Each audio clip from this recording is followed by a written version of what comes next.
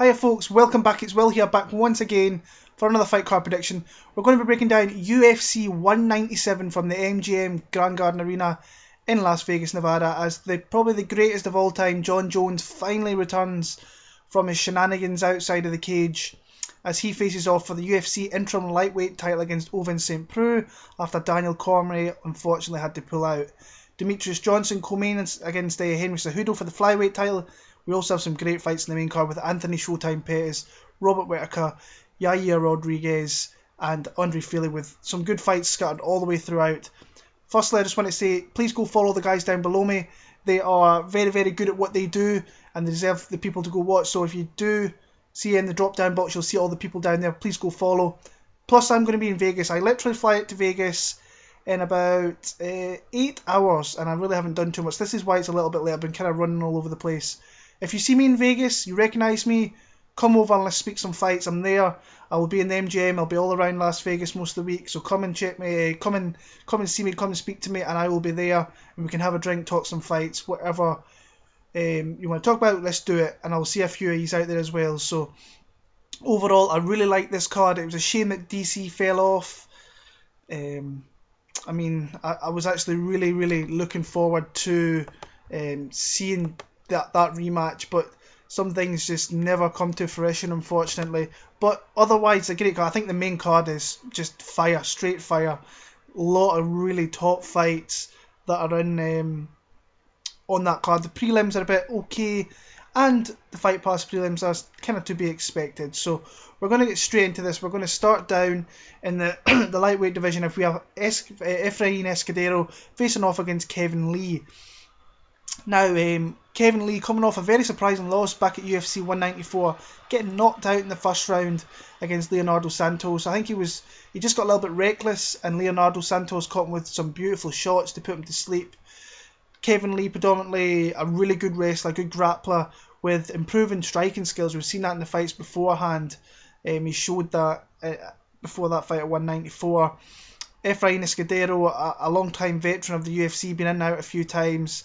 Fights out the MMA lab in Arizona, won the Ultimate Fighter, I think it was season 8, and he's an okay fighter. I do believe he's kind of reining it back a little bit. He's training a lot more. I spoke to him last summer after the McGregor fight at 189. I spotted him in the walkway around the MGM and the casino, and really nice guy, thoroughly nice guy. But I just think that Kevin Lee, after he's lost to Ali Akintai, went on a nice roll, and I can see him doing this here. I can see him using that long jab that he has going and keeping Escudero away from where he is strongest, and that is in the ground when he has his submissions looking for that. So my pick is going to be Kevin Lee. Do I think he can beat Efrain Escudero? I think he can. I'm going to go take a second round TKO for Kevin Lee. Light heavyweight division, we have Peugeot, Marcos Rodrigo de Lima against Clint Hester. This could end up being a really good fight. I think that both guys, I mean, Clint Hester, he's been knocked out his last couple of fights, so he's a fighter who pretty much he had to come out of that middleweight division. He probably cuts a lot of weight and his chin's deteriorating with it. Got beat by, I think it was Robert Whittaker, got knocked out back in the day, and Vitor Miranda, I think, was the last time that got him as well. I think it's a good fight from personally at 205. I think Peugeot comes out strong in the first round. I think he was knocked out in his last fight. I can't remember off the top of my head who it was, but he comes out very, very strong in the first round. And if you can get through that flurry in the first round, you will. It was Nikita Krylov, that's who it was that beat him the last time, submitted him. If he can survive the flurry, I think he can use his kind of all-around techniques. I think he's got the better cardio. I don't think that's really saying much, because I think Hester, his cardio is not overly great, and he kind of plods into shots and he leaves his hands low sometimes, and he gets caught with shots like we have seen against Miranda, against Whittaker. So I think if he can survive the barrage from Peugeot, he can definitely get the victory here. And I like picking Clint Hester or Peugeot. Peugeot's a heavy hitter. We've seen that in the Tough Show. We've seen that outside when he's come into the UFC. I just think that Clint Hester's got a bit more savvy a fighter. But if Peugeot is the underdog in this one, I'll probably end up betting him for sure. So I'm going to go Clint, but my pick will be Clint Hester via, I'm going to go TKO in round number 3. Feature prelim on the UFC Fight Pass in the heavyweight division with Walt Harris against Cody East. I'm going to go with Cody East here, but I do think this fight's a lot closer than what people are saying. I've seen a lot of people saying it's a walkover. Now, I was really surprised when I heard about this. It was looking for a fight. Cody East was on there. Won. He beat Kevin Ackland by a knockout in about 40 seconds. Walt Harris is the guy I thought he was cut by the UFC again. He was knocked out by Soa Palele about a year and a half ago down in Australia. I didn't think we'd see this guy again. Got beat by Krylov. I think he got knocked out in the past by someone I can't remember at this time. But he is a big burly guy. That both guys are similar size. I think that he is just the taller fighter, not by much. And he's the lengthier fighter, kind of reach-wise as well. Cody East, a new guy coming in, 12-1. We saw in the Looking for a Fight, if you watch that show, big burly guy, a lot of knockouts, with his only loss coming to Tony Lopez, who is a veteran of the heavyweight division, out and around in the kind of regional scenes. Wasn't a bad loss, to be honest with you. A lot of people have faced that guy. He's a tough guy to face. But I think I'm going to go with Cody East here. I think he's got a little bit more tools to use at his disposal. I think he's probably just a heavier hitter than Harris. So I'm going to go with taking a first round TKO for Cody East. But this is the one I kind of struggle with this. I like to go with the newcomers that come in because they bring them in and they kind of give them the favourable matchups. I think this is one here where he can knock out Walt Harris. But I'm going to go Cody East by TKO. End of round number 1. Lightweight division. Glicao Franca against James Vick. Looking forward to seeing James Vick fight for the first time. Franca, I think this is pretty much a kind of a fight to put James Vick out there. They put him in the preliminary card, push him out there on TV, build the reputation of this guy. He hasn't fought since May. He needs to fight a little bit more. I know injuries and stuff take place. But this guy, I love listening to this guy talk fights. If you watch Half the Battle with my man Dan Levy, he's so knowledgeable about the sport, and it gets me sitting here listening, watching, just trying to learn something because he's a really good analyst of the game. And looking forward to this one here. I think Frank is a good fight for him. Showcase fight, beat Fernando Bruno by third round, a rear naked choke last time out. I just think this guy's better everywhere, and I can see him hurting him on the feet, dropping down and getting one of those nasty submissions like he showed against Jake Matthews in the last time out. My pick is going to be a first round submission for James Vick. Very much looking forward to seeing him out in Las Vegas. Women's strawweight division. Carla Esparza against Juliana Lima. This was supposed to be is it Jessica Aguilar? I think it was Jessica Aguilar, and she pulled out. She's had to get surgery on her knee, I believe. And Carla Esparza came in. Very happy about that, as I actually thought, outside of the tough show, I thought she was a fight I very much liked watching. Very strong wrestler, strong grappler. Showed that to win the UFC Women's Strawweight Champion, the inaugural Strawweight Women's Champion, with a really nice submission over Rose Namajunas. Interesting to see how Esparza comes back after that beating she got from Joanna Jędrzejczyk, because Jędrzejczyk, it was one of those fights where it like took her soul pretty much. I think she did the right thing, taking a long time off, taking a year out of the game. I think that's a very good move on her part. I think she'll be the better one in the feet. I think Lima's probably the stronger striker, but when it comes to grappling, I can see that Esparza getting her down there and laying on her down there. Lima has beat like two girls who are not the highest level in that division, and Nina Ansarov and Erica Almeida, I believe it was. Both young girls in the sport, and she was just physically stronger, and she could muscle into positions on the ground a little bit easier and win decisions in that one. I don't think she can do that with Carla Esparza. I can see Esparza taking her down, potentially getting a submission. I think Lima's tough. Decision here for Carla Esparza. Welterweight division. Danny Hot Chocolate Roberts against Dominique Steele.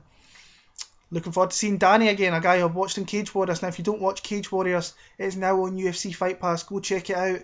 Really good fights. We saw some guys that'll be in the UFC soon. Paddy Pimblett. So go watch these guys. Chris Fishgold. So go watch the new breed of European talent coming into the UFC fairly soon. Danny Roberts, thought he looked very impressive against Nathan Coy. Now, Coy is a tough fighter. He showed that against Jonathan Webb, who I thought was a bit of a prospect, and it's shown out that he really wasn't. He got dominated by Nathan Coy in that fight, and he submitted, which is probably his less favourable attributes, is his submission, all that. I don't think he was overly great. He's strong when he gets the choke in. He's very good. Great boxer, great technique. whips those jabs with puts a jab out there and whips him with the hooks. Good footwork, uses good leg kicks, good in the clinch, all around just a good fighter. I think he's progressing very well at the Black Zillions.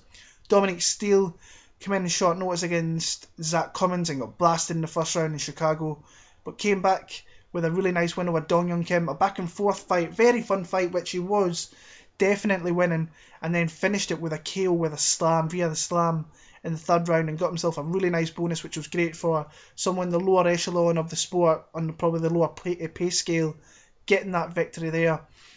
I just like Danny Roberts. If he can keep this fight in the feet, Steele I think is going to try and take him down. If Roberts can use that really good footwork and use that boxing and the head movement, he has really good head movement as well. If he can put all that together and keep it on the feet, I only see one winner on this one here. But Steele is game, very, very game. I like Danny Roberts in this one. I like him by decision.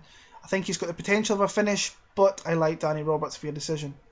And the main event of the preliminary card, we have Sergio Pettis against Chris Kelades. This card is great for me. Why? Because I'm a huge fan of both Pettis brothers. I have been for a long time. They are definitely some of my favourite fighters, especially Anthony. And I think eventually that Sergio will get there and will be a force in the featherweight division or the bantamweight division. I'm hoping that he's got a long way to go. He's still a young kid and he's been around the sport a long time, but he's still got a lot to learn and progress on. Really like the fact that the Pettis brothers went out to Albuquerque, Jackson's MMA. Both went out there and looked great, like they had great camps out there. It'll be interesting to see if I could run into them and just ask them about that, how that went down, being from Wisconsin and seeing the differences out in New Mexico. This fight, Chris Kelades, I mean, he's coming off a win over Chris Beal, a very close split decision, but it was a decision he deserved to win. Before that, he lost to Ray Borg in a very spirited performance. And before that, he beat Paddy Holohan in just a great performance in his home turf. Was not to be denied. Just an overall tough, great fight. I can check your chin with some nice shots, which may come in handy against Pettis here, who has been knocked out before against Ryan Benoit. We must remember. But he's coming off a win over Chris Carriasso, a tough veteran. That's a big win for Sergio.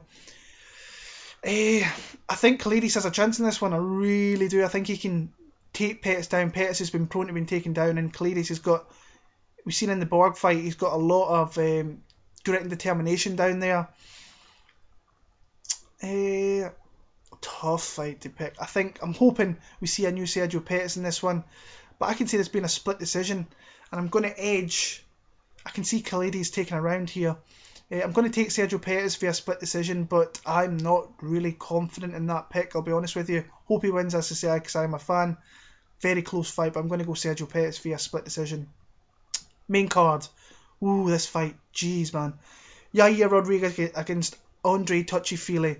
Now, Yair Rodriguez, the guy he won the Tough Latino America show, and he came out and he's just fun to watch. I mean, the fight with Charles Rosa, he was throwing some funky shit. He was going for it. Very, very aggressive. Very kind of unorthodox with his strikes. Well, you don't know what's coming from the kid. And then last time, after he beat Rosa, he beat Daniel Hooker, who I think Hooker is a legit kind of prospect coming up through there, and especially now he's at elevation. Rodriguez, to say, he beat Daniel Hooker at UFC 192, and before that he beat Charles Rosa in a very fun fight. Just, I say, unorthodox, probably improving every day that he's in the gym, and he's got the right people around him. He goes to Jackson's, I believe he was out at Jackson's a little bit, but he fights out of Chicago where Izzy Martinez is. Andre Fili in this, and his opponent in this one, I think looked phenomenal last time down in Mexico. Knocked out Gabriel Benitez via head kick knockout and followed up with some punches, and probably the performance of his career. Interesting to see how Team Alpha Male moved forward. There's been a lot of change. Joseph Benavidez is left there now. Justin Buckholtz, who I think is a great coach, a really up-and-coming coach, is going to take this team forward. Chris Holdsworth, who I think is a stellar jiu-jitsu guy. Miss watching that guy fight, but if he can't fight, he can show his wisdom to the people coming up in that camp, because there's a lot of talent coming out of that camp. Eric Sanchez, Mario Soto, there is there's a couple of Derek Formoso, Nagakawa's coming out of there. So they've got people coming through, and they just need to show a little bit. I think this is potentially another underdog could win this fight here. I find it really hard to kind of pick a winner on this one. I think I may go for the underdog pick here. I think that he has faced a tougher competition. When he faced Max Holloway, that's never an easy fight. Felipe Arantes was a tough fight. Went down to Brazil, lost down there. Am I going to pick Andre Fili? Ooh, it's a close one. I'm not. I'm going to go Yair Rodriguez via a very close decision. But would not be surprised in the slightest if Andre Touchy Fili would win this fight. Big fan of Fili. So hopefully he puts on a good performance here. But my pick's going to have to be Yair Rodriguez. But if the line on Andre Fili is decent, I will probably bet Andre Fili as well. Moving on to the middleweight division. Robert Whittaker against Rafael Natal. Now this is a fight I'm a little bit unsure about because I think that Derek Brunson should be in this place here. When Derek Brunson scorched whoever it was in his last fight, I can't remember off the top of my head. I thought Johan Canero, that's who it was. I thought he should have been put in this card here and face Robert Whittaker because Natal's on a 4-fight win streak. He won his last fight against Kevin Casey via KO, but the rest of them were via decision against guys who are not big names, not great fighters in that division. This is, I think, a big step up in this one. Beat Uriah Hall, which is a decent win to be fair.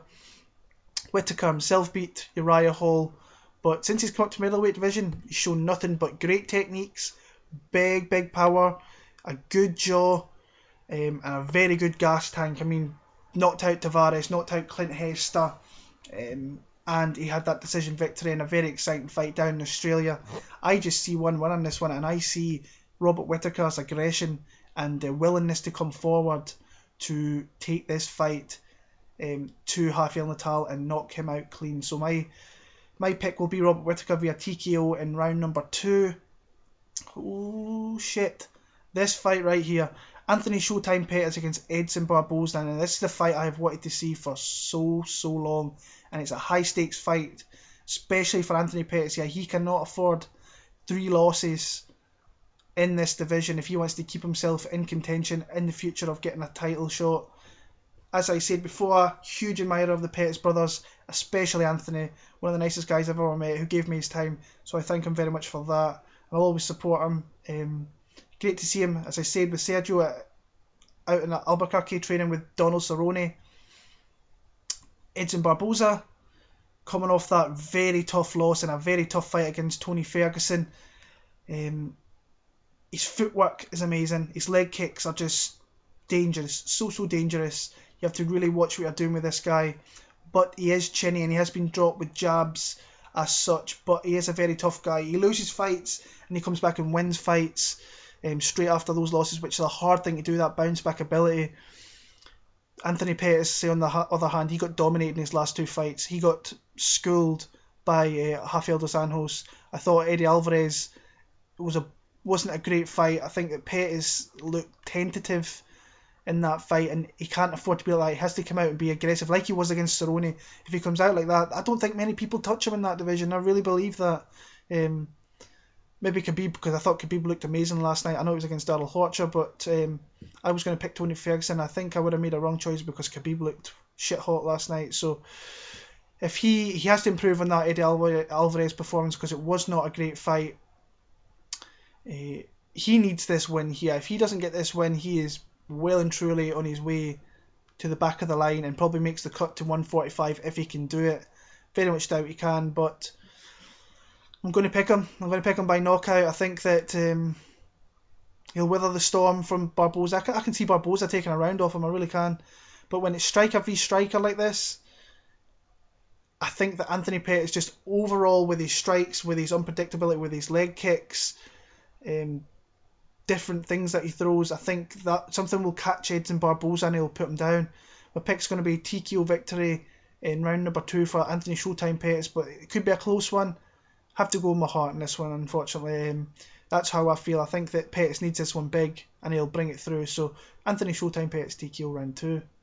Co-main event, Demetrious Mighty Mouse Johnson against Henry Cejudo. I was always going to go to this card with Jon Jones on it, but when I heard that Demetrious Johnson was on this card, I mean, I was so happy because I'm a huge fan of Demetrious Johnson. Just overall, his technique is so clean and proficient that it's a pleasure to actually watch this guy. And a lot of people say he's boring, he doesn't do this, he doesn't do that. The guy's clean out division and he's beaten top fighters. Horiguchi's a good fighter. Benavidez is a good fighter. I mean, and he's dominating these guys as well. Jon Dodson made him look kind of slow, which is saying something for Jon Dodson, considering he's one of the quickest in the UFC. He just outlasts everybody, and his technique is above everybody else in that division. But he's against Olympic gold medalists here in Henry Cejudo. Now, we've seen these guys come from Olympic backgrounds like Dan Henderson, Daniel Cormier, boxing background with Holly Holm, super athletes in their chosen sport that they decide to do, and Henry Cejudo is the top of the wrestling, probably in that division, but Johnson is right there with him. I firmly believe that. What we don't see with Cejudo is he doesn't really use his wrestling too much. He hasn't really used too much since he's come into the UFC. Used it a little bit more last time out. He beat Jussi Formiga, and that's a really good victory. But I haven't been overly impressed with him, I'll be honest with you. I would like to see a wee bit more, but he's did what he has to do to get himself in position here for a title shot.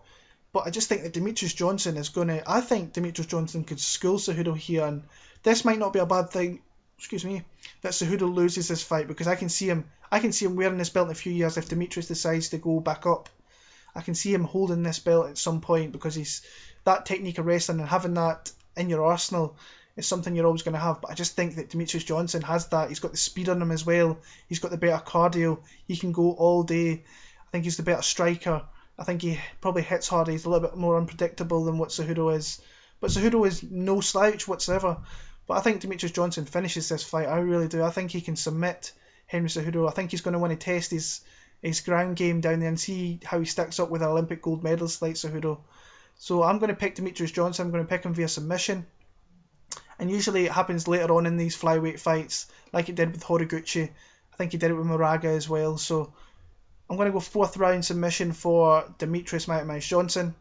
And in the main event of the night, we have the best, the greatest of all time, in my opinion, but I am being biased because I am a staunch Jon Jones fan. Jon Jones makes his return after, I think it's about 15 months out of the cage, as he faces off against Ovince Saint Preux. Now, Jon Jones, just amazing kind of to watch. He's got that awkward length. He's got the great wrestling, great clinch work. Not the biggest amount of power, has some great submissions though. Decent footwork, looks strong. I mean, we've seen all these videos of him weightlifting. He's going to go to heavyweight and he's going to be a strong guy up there. This guy, I think, can muscle anybody around in this division, including like Cormier, like he has done a little bit in the past. Just great to see Jon Jones back. He needs to buck up his ideas outside the cage. It's starting to piss me off a little bit, the stuff that he's doing. I think he's being targeted a little, but he just needs to keep his head on track because he is the best in the sport, needs him right now with New York being sanctioned here. They're going there in November. He needs to win this fight to get himself there, and he needs to keep his nose clean as well.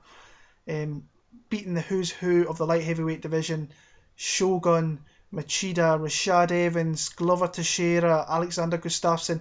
Very close fight, which he could have lost. And there's other fighters in there like Chael Sonnen, he hurt himself in that fight, and if that fight went in the next round, who knows what would have happened. So he was going to beat Daniel Cormier. I think he's well and truly in Daniel Cormier's head. I think he would have beat him, but Cormier was going to put it all on the line, and that was going to make for a ride or die fight where if he didn't win that fight, he was going to give everything he could. I was picking Jones by finish this time, by submission. Ovince Saint Preux is coming in here in about a week's notice. You don't want to face the greatest of all time coming in here in 10 to 14 days notice. No way do you want to do that.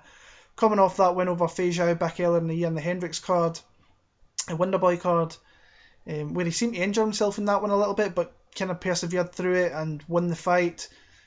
Big puncher, a heavy hitter. We saw that in the Shogun fight. We saw he's kind of decent everywhere. He's against Teixeira. He showed his kind of toughness before getting outlasted in that one. I just don't see where he really hurts Jon Jones here, because I think that Jon Jones is just a level or two above everything that Saint Preux has. Maybe the power is on Saint Preux's side, but Jon Jones uses the elbows, the knee, he uses everything, oblique kicks, and once it goes to ground, he's deadly down there. He's very, very tough. hits you with big elbows like he has done in the past. He beat up Brandon Vera. It's a fight that I still watch this day and just I feel so bad for Brandon Vera when he grabs his face, man. That shit must have been sore.